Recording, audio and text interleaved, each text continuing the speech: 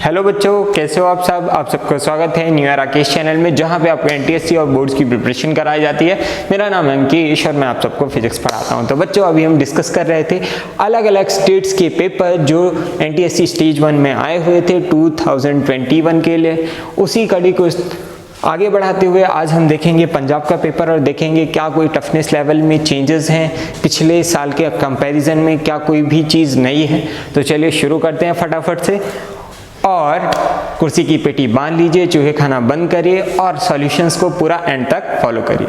चलते हैं बच्चों फर्स्ट क्वेश्चन की तरफ। जो फर्स्ट क्वेश्चन हमसे क्या पूछ रहा है वो देखते हैं। फर्स्ट क्वेश्चन बहुत ही सिंपल क्वेश्चन आया था जो इलेक्ट्रिसिटी के ऊपर बेस्ड था, जिसको भी पैरेलल और सीरीज कॉम्बिनेशन बहुत अच्छे से आता है उनको कोई भी प्रॉब्लम नहीं जाएगी।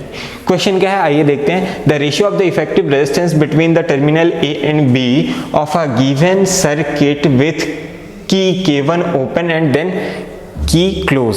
पहली बार क्या है, आपको क्या बताना है, जब की K1 ये जो की है ये ओपन है तब क्या रेजिस्टेंस की वैल्यू आई है, और दूसरा जब की क्लोज कर दी गई उस कंडीशन में रेजिस्टेंस की वैल्यू क्या है, दोनों का रेशियो बताना है। तो अगर बहुत ध्यान से आप देखोगे बच्चों तो बहुत इजी क्वेश्चन बन गया। जब की K1 ओपन थी हमारी तो ये पूरे इधर पे करंट जाएगा ही नहीं, क्योंकि ये पाथ कंप्लीट ही नहीं होगा। तो सिर्फ हमारे पास क्या होगा, ए और बी के पाथ के लिए हमारे पास क्या होगा, बहुत ध्यान से देखो, ए और बी। तो इस कंडीशन में हमारे पास 6 और ये क्या हो गया 12 ओम। इधर पे हमारे पास क्या है बच्चों 12 ओम है, और इधर पे क्या है बच्चों 6 ओम है। तो अगर देखोगे तो यही 3 बस बचेंगे, बाकी सबका कोई मतलब नहीं है। तो यहाँ पे आप क्या लगा दोगे, सीरीज कॉम्बिनेशन, क्योंकि ये करंट क्या है, जो करंट आया यही तीनों में जा रहा है, तो ये सीरीज कॉम्बिनेशन बन जाएगा। R equivalent is equal to क्या हो जाएगा, R1 plus R2 plus R3। तो यहाँ से अगर देखोगे तो R1 plus R2 plus R3 मतलब 6 प्लस 12 प्लस 6। तो इस तरीके से देखोगे तो इफेक्टिव रेजिस्टेंस आएगा 24 ओम। चलते हैं बच्चों आगे और देखते हैं अब दूसरी कंडीशन में, जब की को हम क्लोज कर देंगे। इस कंडीशन में अगर बहुत ध्यान से देखोगे तो ये अगर करंट आई आएगा तो यहाँ पे इसको 2 रास्ते मिलेंगे बच्चों, एक करंट इधर से चला जाएगा और एक करंट इधर से चला जाएगा। अब उसके बाद ये दोनों आके यहाँ पे फिर से मिल जाएंगे और ये फिर से क्या बना लेंगे, आई बना लें। तो बहुत ध्यान से देखोगे तो ये दोनों क्या है, बहुत ध्यान से अगर हम देखें बच्चों तो ये दोनों पॉइंट्स किस पे होंगे, ये पॉइंट और ये पॉइंट क्या है, पैरेलल कॉम्बिनेशन में। तो ये अगर यहाँ से देखोगे ये I1 तो इस पे भी I1 और इस पे भी I1, मतलब ये दोनों क्या है सीरीज कॉम्बिनेशन में। अब ये और ये वाला रेजिस्टेंस जो इन दोनों से मिलके बना होगा, ये दोनों क्या हो जाएंगे पैरेलल कॉम्बिनेशन में। अगर ये दोनों सीरीज कॉम्बिनेशन में है बच्चों 6 और 6 क्या हो जाएगा 12 हो जाएगा, और 12 ओम और ये 12 ओम जो इनसे मिलके बना होगा और ये दोनों पैरेलल कॉम्बिनेशन में है, तो 1/R इक्विवेलेंट लगाओगे तो 1/R1 प्लस 1/R2 करोगे, दोनों की वैल्यू रखोगे तो R इक्विवेलेंट की वैल्यू क्या आएगी 6 ओम आएगी। समझ में आया, या डायरेक्ट R/2 भी यूज़ कर सकते हो, R effective is equal to R/2 अगर दोनों सेम रेजिस्टेंस होते हैं। तो इस तरीके से देखोगे तो अब हमारी सर्किट क्या बनेगी बच्चों, इस कंडीशन में सर्किट हमारी आएगी, देखो कैसे, ये हमारी सर्किट रहेगी और यहाँ पे देखोगे ये 6 ओम हो जाएगा, ये भी 6 ओम हो जाएगा, ये भी 6 ओम हो जाएगा, ये ए ये बी, इस तरीके से देख सकते हो। अब फिर से लगाओ, ये क्या है, ये सारे अगर आपको बहुत ध्यान से देखोगे तो ये करंट आई आया, यहाँ से भी आई और यहाँ से भी पूरा, ये इफेक्टिव रेजिस्टेंस 6 ओम हो गया। तो इस तरीके से आप देखोगे तो आर इक्विवेलेंट की वैल्यू इस कंडीशन में ओवरऑल क्या आएगी 6 प्लस 6 18 ओम। तो दोनों का किसका है, जब ओपन था और जब क्लोज था दोनों का रेशियो निकालोगे तो क्या आएगा, बहुत ध्यान से देखो तो 24/18 करोगे कितना आएगा बच्चों 4/3। आंसर कितना आ जाएगा बच्चों 4/3। इस तरीके से आप क्या कर सकते हो, इसको देख सकते हैं। चलें बच्चों, चलते हैं बच्चों नेक्स्ट क्वेश्चन की तरफ। नेक्स्ट क्वेश्चन क्या बोल रहा है आइए देखते हैं। नेक्स्ट क्वेश्चन हमसे क्या पूछ रहा है कि इनमें से कौन सा ऑप्शन या कौन से स्टेटमेंट सही है। देखो Which one of the following statement is correct? इनमें से करेक्ट कौन सा है। A person with the myopia can see the distance object clearly. एक एक पर्सन जिसको मायोपिया हो गया है वो दूर की चीज़ें बहुत अच्छे से नहीं देख सकता, पर यहाँ पे क्या बोल रहा है, देख सकता है, मतलब ये स्टेटमेंट क्या हो गया, गलत हो गया। दूसरा जो स्टेटमेंट है ये एग्जैक्टली ट्रू नहीं है, जो टाइमिंग है वो सही नहीं बताई गई है, इसलिए ये भी सही नहीं होगा। तीसरा क्या है, the cataract is the condition of the eye when the crystal lens of the some old age people become milky and, हाँ अब क्या है कैटरेक्ट की कंडीशन। अगर हम बात करें बच्चों तो हमने क्या देखा है कि जो ओल्ड एज पीपल्स हैं, जैसे हमारे दादी नानी या जो जिनकी एज अबव 50 है, उनको आपने देखा कि बहुत सारे लोगों को मोतियाबिंद या कैटरेक्ट की प्रॉब्लम होती है। क्यों? क्योंकि पहले के टाइम पे जब घर में खाना बनता था तो वो स्मोक से बनता है, ठीक है ना, चूल्हे में, तो बहुत ज़्यादा स्मोक में रहने के कारण या डस्ट पार्टिकल के कारण ओल्ड एज जो पीपल होते हैं उनमें एक प्रॉब्लम आती है, वो है कि उनका जो आई लेंस होता है वो मिल्की हो जाता है, सफ़ेद सा हो जाता है, जिसके कारण उनको कुछ दिखता नहीं। इसी प्रॉब्लम को हम क्या कहते हैं बच्चों, कैटरेक्ट। तो ये जनरली ओल्ड एज पीपल में देखी जाती हैं जिनका लेंस सही नहीं होता है, जिनके जो क्रिस्टल लेंसेज हैं जो हमारे आँख के, वो उतने प्रॉपर फंक्शन नहीं कर पाते। तो चलिए समझ में आया होगा। चलते हैं बच्चों नेक्स्ट क्वेश्चन की तरफ। आइए देखते हैं नेक्स्ट क्वेश्चन क्या पूछ रहा है। नेक्स्ट क्वेश्चन काफ़ी अच्छा और इजी क्वेश्चन है, जिसको आप अटेम्प्ट कर सकते हैं बिना कोई प्रॉब्लम के। तो देखते हैं क्या पूछ रहा है। The distance travelled by the body in last 2 second of its motion in a straight line is what fraction of the total distance covered in 7 seconds in the given velocity time graph। क्या पूछ रहा है आपसे कि बहुत ध्यान से अगर आप देखोगे और ऑब्जर्व करोगे तो आपसे क्या पूछ रहा है कि 7 सेकेंड में एक कोई इंसान कोई टोटल डिस्टेंस चलता है t, तो लास्ट टोटल डिस्टेंस मान लो d ट्रेवल करता है बच्चों, d ट्रेवल करता है, तो लास्ट के 2 सेकेंड्स में वो कितना फ्रैक्शन चलेगा। मान लो d डैश चला, तो d डैश और d का फ्रैक्शन पूछ रहा है कि वैल्यू क्या आएगी, d डैश और d की वैल्यू क्या आएगी। आई होप सो आपको समझ में आया होगा। अब चलते बच्चों देखते हैं आगे। बहुत ध्यान से अगर हम देखेंगे तो एक चीज़ बताओ कि वेलोसिटी टाइम कर्व है, क्या है, वेलोसिटी और टाइम। अगर इस पे कोई भी एरिया होगा, अगर इस ट्रायंगल की बात करें, कोई भी एरिया होगा तो ये क्या होगा, velocity into time, velocity into time. अब ये क्या होगा, वेलोसिटी इनटू टाइम एरिया निकालने के लिए करोगे। अब एक चीज़ बताओ, डिस्प्लेसमेंट, या अगर बहुत ध्यान से देखोगे तो velocity is equals to displacement upon time. तो वेलोसिटी इनटू टाइम हमको क्या देता है बच्चों, डिस्प्लेसमेंट। क्या देता है हमको, डिस्प्लेसमेंट। अब बहुत ध्यान से देखो यहाँ पे क्या लिखा है, स्ट्रेट लाइन मोशन। अगर स्ट्रेट लाइन मोशन एक डायरेक्शन में हो, सिर्फ एक डायरेक्शन में हो, तो वही डिस्टेंस होता है, वही डिस्प्लेसमेंट होता है। तो यहाँ पे जो वीटी ग्राफ है, वैसे तो डिस्प्लेसमेंट देना चाहिए, पर यहाँ पे डिस्टेंस देगा क्योंकि motion in a straight line in one direction है। इसलिए हम क्या बोल सकते हैं कि यहाँ पे डिस्टेंस और डिस्प्लेसमेंट क्या होगा, बराबर होगा। तो यहाँ से क्या बोल सकते हो, देखा तुमने कि वेलोसिटी टाइम कर्व का जो ग्राफ है वो उसका एरिया हमें क्या देता है, उसका एरिया देता है हमको डिस्टेंस या डिस्प्लेसमेंट। तो देखते हैं डिस्प्लेसमेंट।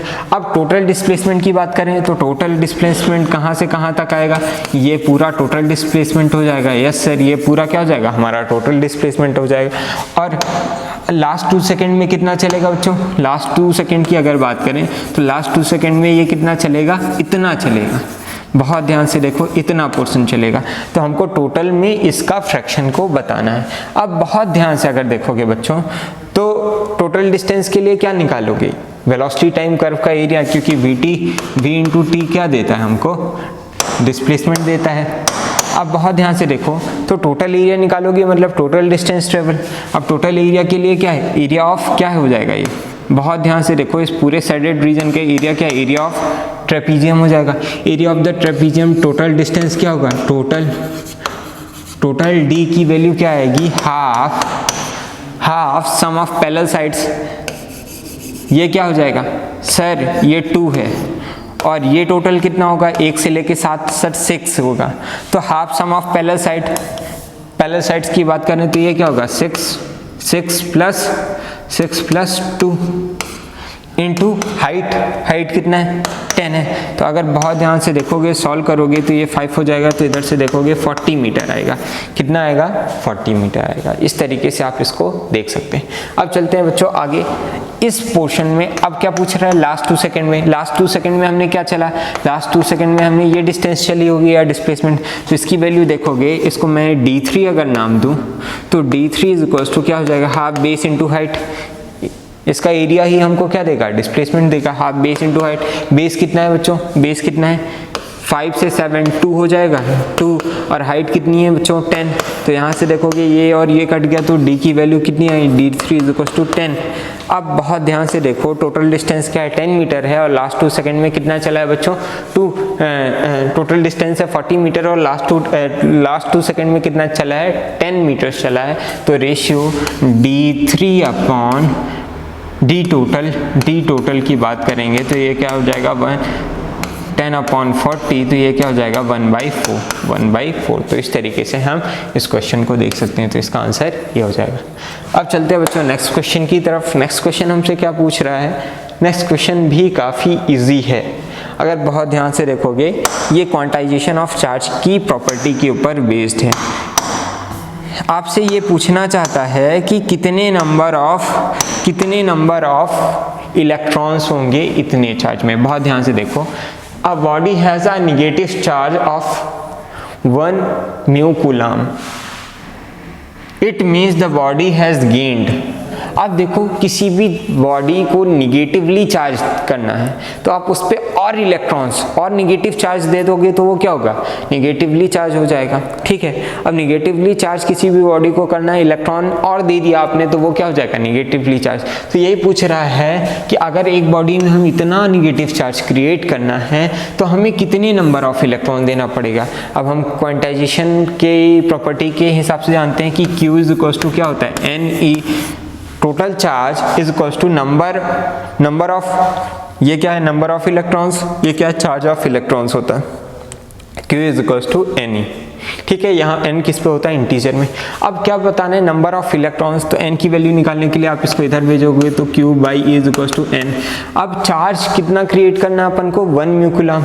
अगर बहुत ध्यान से देखोगे तो 1 म्यू कूलम को हम क्या लिख सकते हैं, म्यू की वैल्यू क्या है, माइक्रो यानी 10⁻⁻⁶। -6 कूलम का चार्ज अगर आपको क्रिएट करना है तो कितने नंबर ऑफ इलेक्ट्रॉन्स उस बॉडी में क्या करना पड़ेगा, डालना पड़ेगा। तो बहुत ध्यान से देखो, तो यहाँ पे Q की जगह क्या रखोगे, 1 × 10⁻⁻⁶ कूलम, अपॉन क्या रखोगे, अपॉन रखो charge of electron. Charge of electron क्या होता है, 1.6 × 10⁻⁻⁻, बच्चों 19 कूलम। ये हो गया। तो यहाँ से n की वैल्यू क्या आएगी, यहाँ से n की वैल्यू आएगी बच्चों, बहुत ध्यान से देखोगे तो ये आएगी, बहुत ध्यान से इसको ऊपर ले जाओ, है ना, इसको ऊपर ले जाओगे तो ये क्या हो जाएगा, -19 से +19 हो जाएगा, तो ये क्या हो जाएगा 10⁻13, ऊपर हो जाएगा 13, क्योंकि 19 - 6 क्या होगा 13 होगा। इस तरीके से डिवाइडेड बाई 1.6 करोगे तो ये क्या आएगा 6.25 × 10⁻12 इलेक्ट्रॉन्स। कितना, 10⁻12 इलेक्ट्रॉन। तो इस तरीके से देख सकते हो इसकी वैल्यू क्या आएगी, 10⁻12 इलेक्ट्रॉन। तो आई होप सो आपको समझ में आया होगा। चलते हैं बच्चों अब नेक्स्ट क्वेश्चन की तरफ अब और देखते हैं कि नेक्स्ट क्वेश्चन हमसे क्या बोलना चाहता है। ये क्या पूछ रहा है, which one of the following graph best represent the graphical relation between the kinetic energy and momentum. आपको किसके बीच पे ग्राफ का रिलेशन बताना है, मोमेंटम और काइनेटिक एनर्जी। अगर बात करें मोमेंटम P से रिप्रेजेंट करते हैं और वैल्यू क्या होती है mv, और अगर काइनेटिक एनर्जी की बात करें तो काइनेटिक एनर्जी क्या होता है बच्चों, ½ mv² होता है। अब बहुत ध्यान से देखो, इन दोनों के बीच में रिलेशन निकालना है तो अब काइनेटिक एनर्जी को आप क्या लिखते हो, ½ mv²। अब बहुत ध्यान से देखो, अगर m से मल्टीप्लाई कर देंगे ऊपर तो m² हो जाएगा, और नीचे m से क्या करना पड़ेगा, डिवाइड भी करना पड़ेगा, क्योंकि बैलेंस बना के रखना है। तो आप इसको क्या लिख सकते हो, k इज इक्वल टू क्या हो जाएगा, ½ अब m और v को मिलके क्या बनता है, p बनता है। m और v इज इक्वल टू क्या होता है, p। तो अगर इसको हम क्या p² लिख दें तो कोई दिक्कत नहीं होनी चाहिए। तो यहाँ से p²/m। तो बहुत ध्यान से देखोगे ये दोनों यहाँ चला जाएगा इसके पास, तो यहाँ से वैल्यू क्या आएगी, 2mke is equal to p²। 2mke is equal to p², क्या आएगा, p²। अब देखो इधर से बहुत ध्यान से, तो यहाँ पे क्या है, Y square is equal to 4ax, ऐसी एक इक्वेशन होती है। तो ये इक्वेशन क्या है? Equation of parabola. क्या है? इक्वेशन ऑफ पैराबोला, जिसकी एक्सिस क्या है? एक्स एक्सिस है। तो इसका कर्व कैसा बनेगा बच्चों? ऐसा बनेगा। कैसा बनेगा? ऐसा बनेगा। अब देखो, अब ये एक पैराबोला है, तो ये ग्राफ तो हो नहीं सकता और ये ग्राफ तो हो नहीं सकता। बचा कौन सा ग्राफ? ये वाला और ये वाला। तो बहुत ध्यान से देखोगे तो ये कैसा ग्राफ होगा? ये वाला ग्राफ होगा। कौन सा? सेकंड वाला ग्राफ होगा।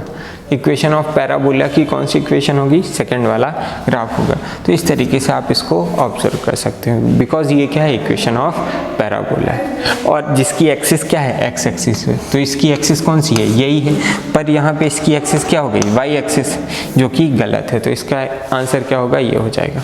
चलते हैं बच्चों अब नेक्स्ट क्वेश्चन की तरफ। नेक्स्ट क्वेश्चन हमसे क्या बोल रहा है, आइए देखते हैं नेक्स्ट क्वेश्चन के बारे में। यहाँ पे क्या है? दो थिन लेंस के कॉम्बिनेशन से एक हमारा लेंस बना, तो उसका फोकल लेंथ क्या होगा, इसके बारे में देखना है। देखते हैं क्वेश्चन बच्चों। Two thin lens of focal length f1 and f2 are in contact and coaxial, its power is same as the power of the single lens given by. अब अगर बहुत ध्यान से देखो तो हमने क्या देखा यहाँ पे कि दो लेंस से मिलके एक लेंस बनाया गया है और इसकी पावर क्या है? वो सिंगल लेंस के बराबर है। दो लेंस को हमने कैसा रखा है? कोएक्सियली। कैसा रखा है बच्चों? कोएक्सियली। तो इसके कारण अगर बहुत ध्यान से अगर देखोगे आप तो एक चीज़ ऑब्जर्व करोगे कि जो भी रे आएगी पहले इससे बेंड होगी, इससे बेंड होगी, इसके सेंटर पे जाएगी, फिर और ज़्यादा बेंड हो जाएगी। तो यहाँ पे 2 बार बेंडिंग हो रही है। तो दोनों के कारण क्या है? जो फोकल लेंथ है, एक्चुअल फोकल लेंथ क्या होगी? शिफ्ट हो जाएगी। तो अगर यहाँ पे देखोगे पावर, इक्विवेलेंट पावर की बात करें तो दोनों, अगर इसकी पावर P1 है और इसकी पावर P2 है, इसकी पावर P1 है और इसकी पावर P2 है, तो यहाँ से देखोगे तो पावर की वैल्यू क्या आएगी? पावर की वैल्यू आएगी आपकी, अगर बहुत ध्यान से देखोगे तो, क्योंकि कोएक्सियली रखा है तो पावर डायरेक्टली क्या हो जाएंगी? ऐड हो जाएंगी। पावर क्या हो जाएंगी? डायरेक्टली ऐड हो जाएंगी। तो यहाँ से 1 upon power is equal to क्या होता है? Power is equal to 1 upon F होता है। तो यहाँ से देखोगे तो 1 upon F equivalent is equal to क्या हो जाएगा? 1 upon f1 plus 1 upon f2। अब अगर बहुत ध्यान से सॉल्व करोगे तो इसकी वैल्यू क्या आ जाएगी? f1, बहुत ध्यान से सॉल्व करो, ये क्या हो जाएगा? 1 अपॉन f1 प्लस f2। देखो इसको देखोगे तो ये क्या होगा? f1 f2, इसका क्या होगा? एलसीएम हो जाएगा। ये क्या होगा? f1 प्लस f2 हो जाएगा। अब बहुत ध्यान से देखो 1 upon f equivalent is equal to क्या हो जाएगा? f1 plus f2 upon f1 f2 है। f1 f2 है बच्चों। अब इसको रेसिप्रोकल करोगे तो ये क्या आएगा? f1 into f2 upon f1 plus f2 आएगा। तो इसकी वैल्यू किसके बराबर है? ये देखो यहाँ पे इसके बराबर है।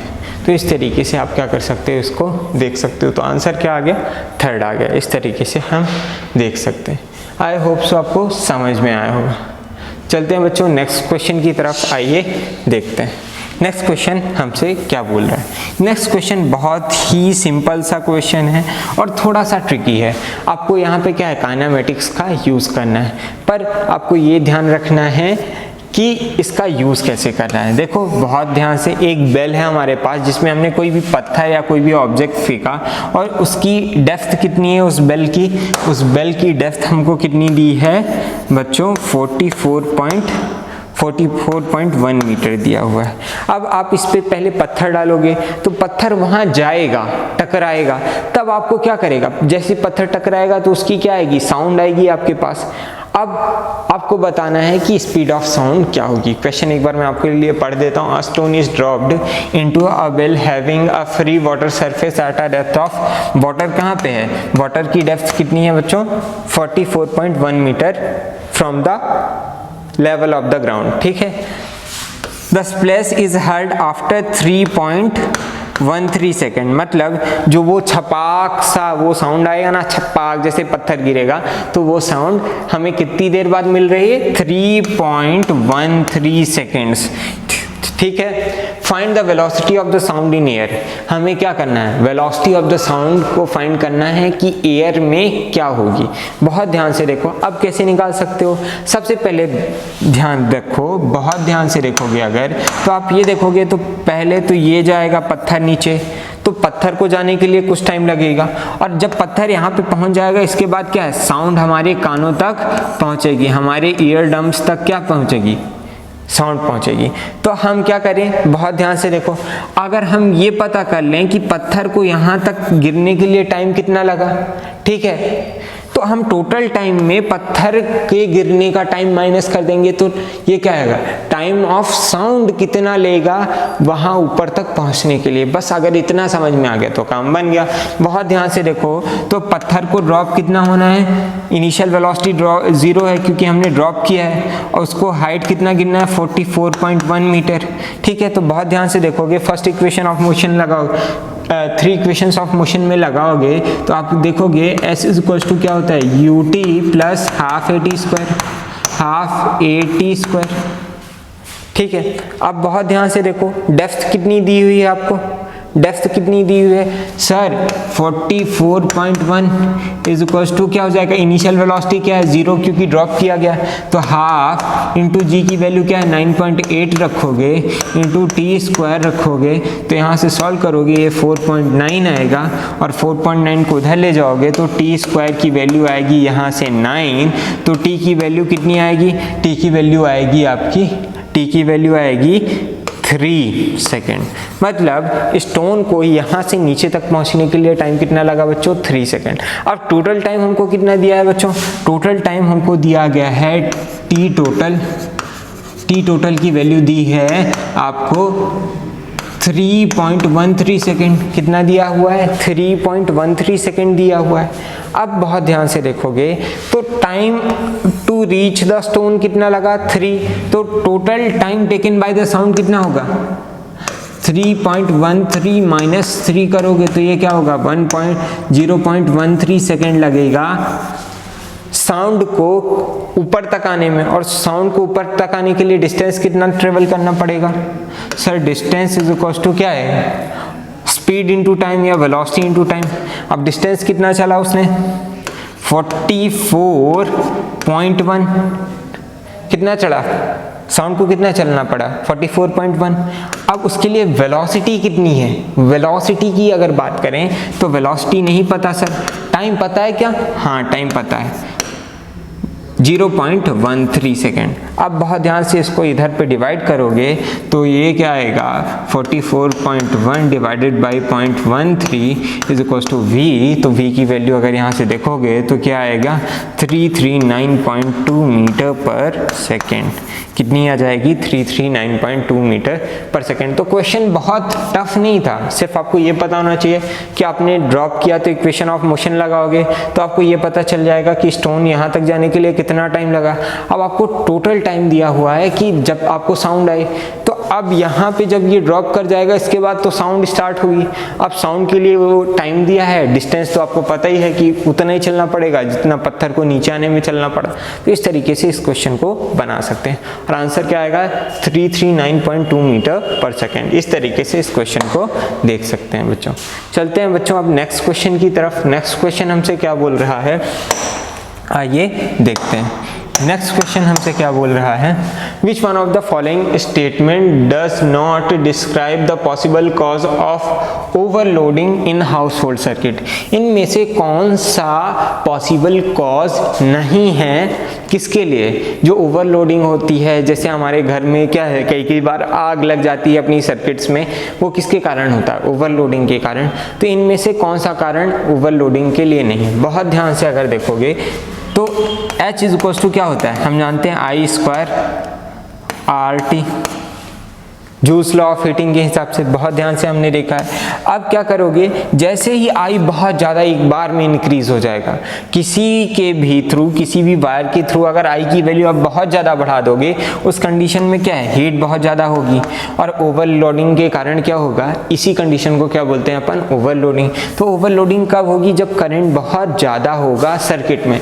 बहुत ध्यान से देखना, हाई वोल्टेज, आप बहुत ज़्यादा वोल्टेज क्रिएट कर दोगे, बहुत ज़्यादा वोल्टेज बढ़ेगा तो बहुत ज़्यादा करंट हो जाएगा, तो इसके कारण भी क्या है, हीट बढ़ जाएगी और यहाँ पे क्या हो जाएगा, ओवर हीटिंग हो जाएगा या ओवर लोडिंग की कंडीशन हो जाएगी। दूसरी कंडीशन क्या है, substantial reduce of the current in the circuit. इनमें से which of the following does not describe, बहुत ध्यान से पढ़ना, डज नॉट, इनमें से कौन सा सही नहीं है, तो सही ये नहीं है, क्योंकि यहाँ पे क्या कर रहा है, करंट को बहुत ज़्यादा घटा दोगे तो कोई भी हीट में चेंज, हीट तो और कम हो जाएगी, मतलब वहाँ पे ओवरलोडिंग की कंडीशन नहीं आ सकती, वहाँ पे कोई भी हीटिंग नहीं हो सकती।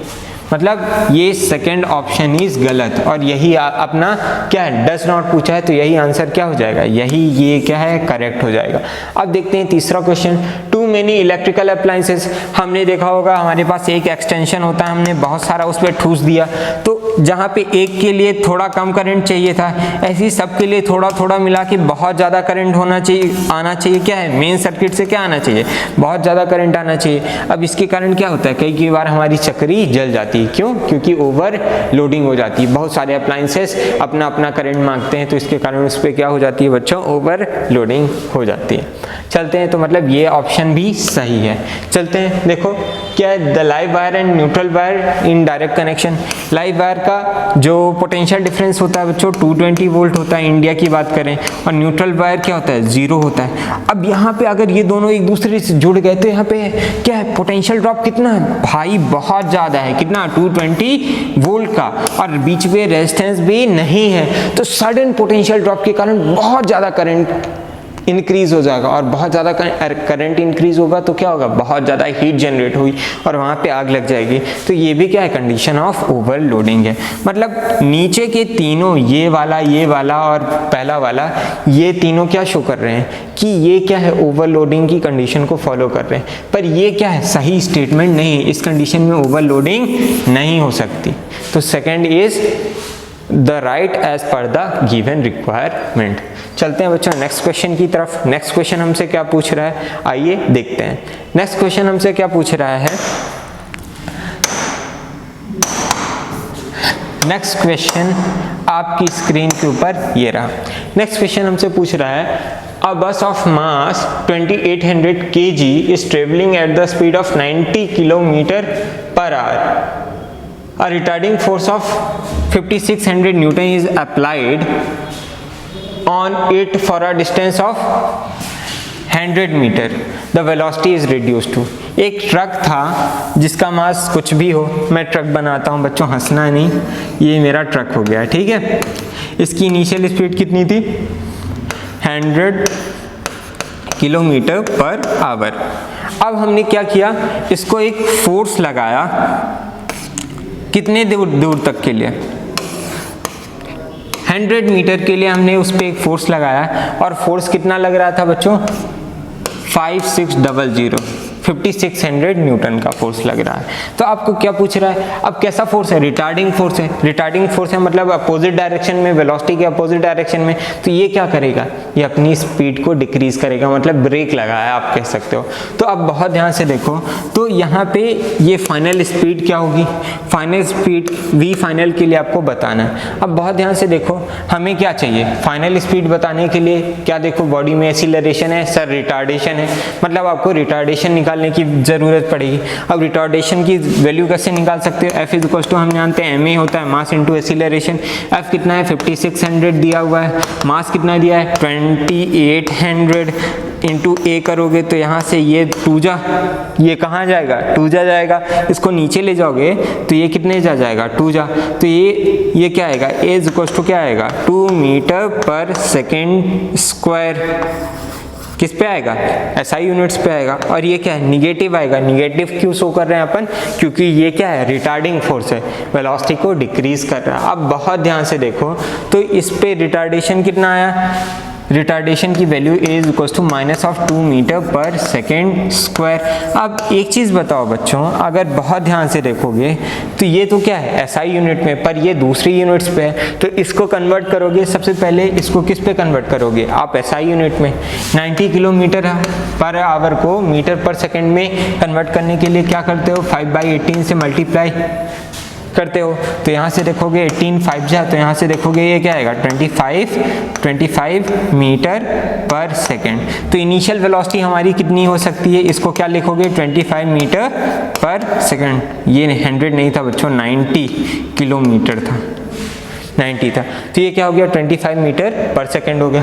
अब फाइनल वेलोसिटी निकालना है तो बहुत ध्यान से देखोगे तो हम क्या लगा सकते हैं, थर्ड इक्वेशन ऑफ मोशन, क्योंकि टाइम के बारे में हमको कुछ बताया नहीं है। तो v square minus U square is equal to क्या लगा दोगे 2as लगा दो। अब देखो फाइनल वेलोसिटी नहीं पता, इनिशियल वेलोसिटी 25 मतलब 25 का स्क्वायर लगा दो is equal to 2 minus of क्या है एक्सीलरेशन क्या है 2 into minus of 2 into S की वैल्यू कितनी है, सर दिया हुआ है 100 मीटर। क्या है इनिशियल पॉइंट से कितना 100 मीटर। तो इस तरीके से देखोगे ये वैल्यू कितनी आ जाएगी बच्चों, ये वैल्यू है इंटू 100 करोगे तो यहाँ से देखोगे तो वैल्यू आएगी आपकी, बहुत ध्यान से देखोगे तो v square is equal to ये क्या हो जाएगा, ये माइनस ऑफ 400 हो जाएगा 625 आएगा, ये माइनस का आएगा इधर प्लस हो जाएगा तो यहाँ पे बचेगा 225। तो v की वैल्यू कितनी आएगी बच्चों 225 है, तो ये कितनी आएगी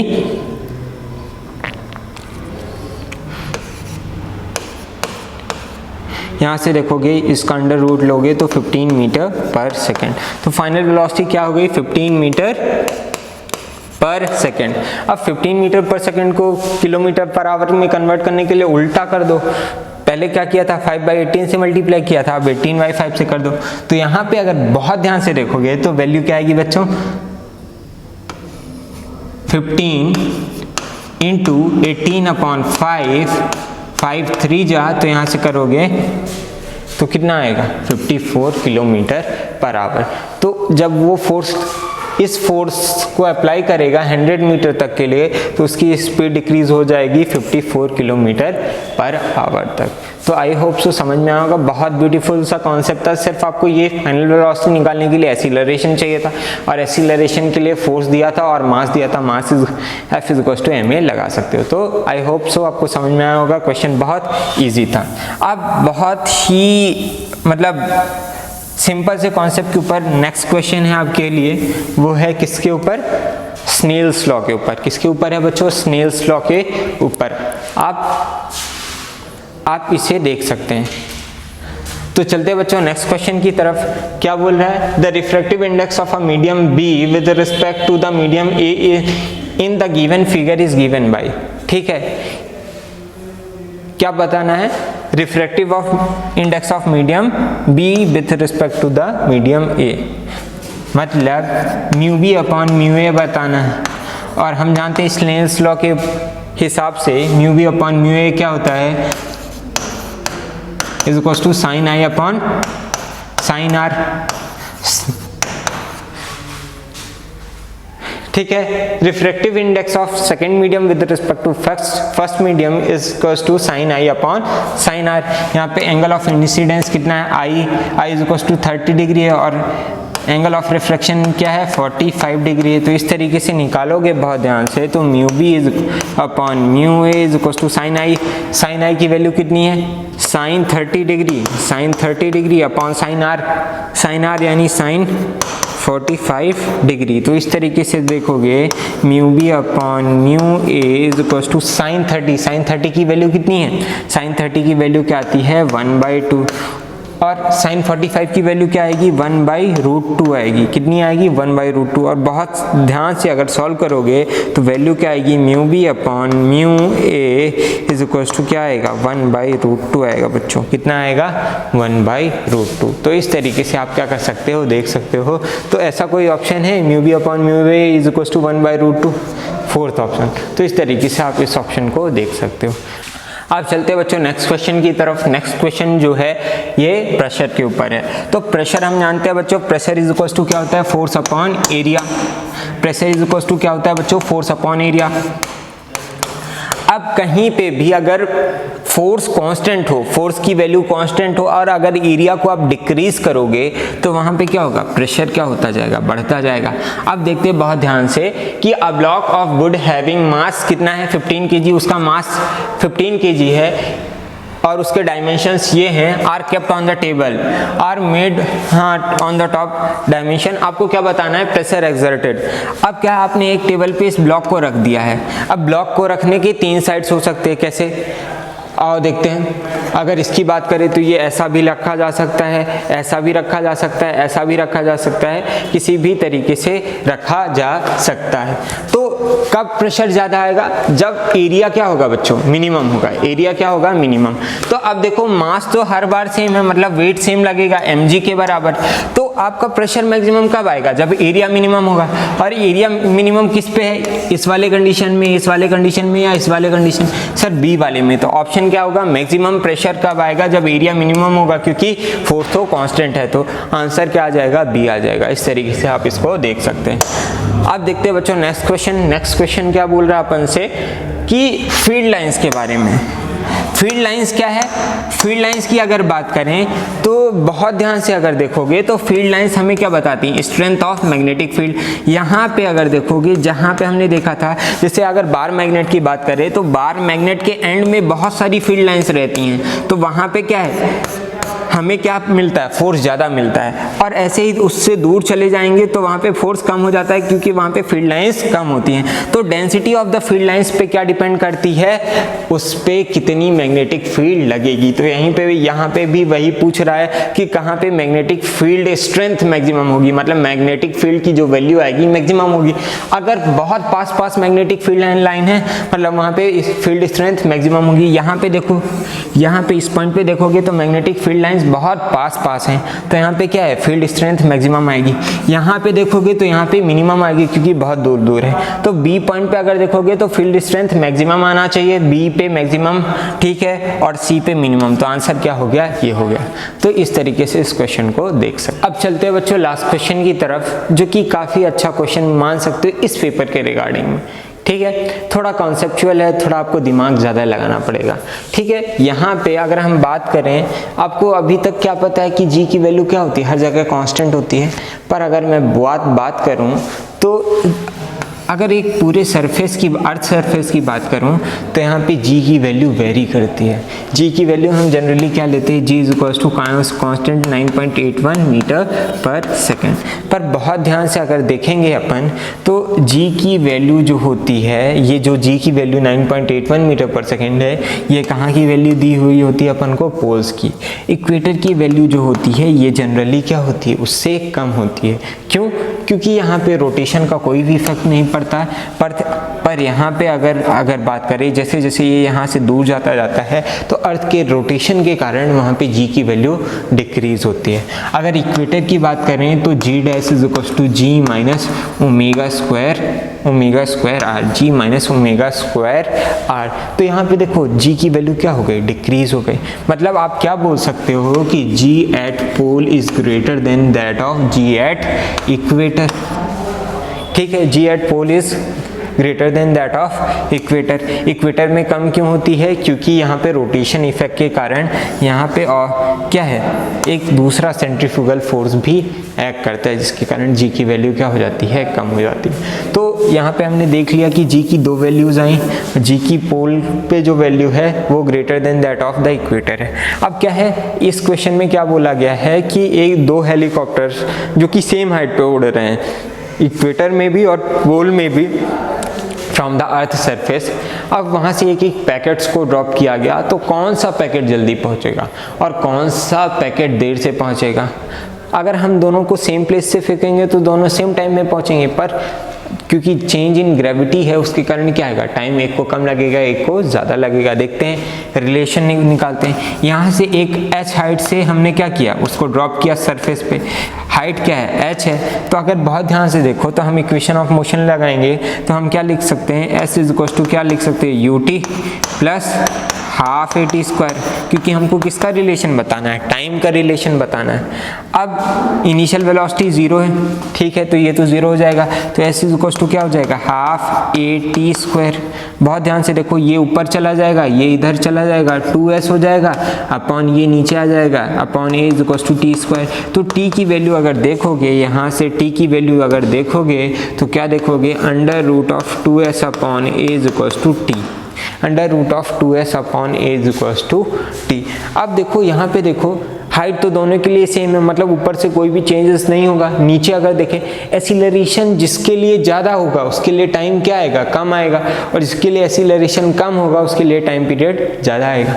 अब एसिलरेशन कहाँ पे ज़्यादा है, पोल्स पे ज़्यादा है, ठीक है, कहाँ पे ज़्यादा है बच्चों, पोल्स पे ज़्यादा है, और कम कहाँ पे है, इक्वेटर पे कम है। तो जहाँ पे एसिलरेशन ज़्यादा है, एसिलरेशन ड्यू टू ग्रेविटी ज़्यादा है, मतलब ये यहाँ का टाइम पीरियड क्या है, t2 है, और यहाँ का टाइम पीरियड क्या है, t1 है। तो कौन ज़्यादा होगा, इस पे ग्रेविटी ज़्यादा, ग्रेविटी का इन्वर्स रिलेशन है, तो आप क्या बोल सकते हो कि t2 जो है लेस देन होगा t1 है, t2 क्या होगा, लेस देन क्या होगा, t1 से। अब बहुत ध्यान से देखोगे तो हमें क्या है, G at pole is greater than G at equator, ये किस ऑप्शन में मिल रहा है, एक ये ऑप्शन, ये ऑप्शन, इसके अलावा तो गोली मार दो, इनका कोई मतलब है नहीं। अब बहुत ध्यान से अगर देखोगे, बहुत ध्यान से अगर देखोगे तो यहाँ पे देखोगे तो अब यहाँ पे आपको क्या है, time t1 is greater then t2 और t2 is greater then t1, इनमें से कौन सा होगा, पर हमारे पास क्या है, t1 is greater then t2, t1 किसका टाइम पीरियड है, रिस्पेक्टिवली देखेंगे तो t1 इक्वेटर का है और t2 क्या है, पोल्स का है। तो पोल्स पे ग्रेविटी ज़्यादा है तो वहाँ पे टाइम क्या लगेगा, कम लगेगा नीचे ड्रॉप होने के लिए। तो यहाँ से आप देखोगे तो आंसर क्या आ जाएगा, first answer. I hope so आपको समझ में आया हो। अगर समझ में आया तो वीडियो को लाइक करें, चैनल को सब्सक्राइब करें और दोस्तों के साथ शेयर करें। आप कौन से टॉपिक्स जानना चाहते हैं और कौन से पेपर्स को और देखना चाहते हैं, हम सारी चीज़ें लाएंगे। आप कमेंट्स में छोड़ दीजिए, आपके कमेंट्स को बहुत अच्छे से पढ़ा जाता है और इंतज़ार किया जाता है। तो थैंक यू।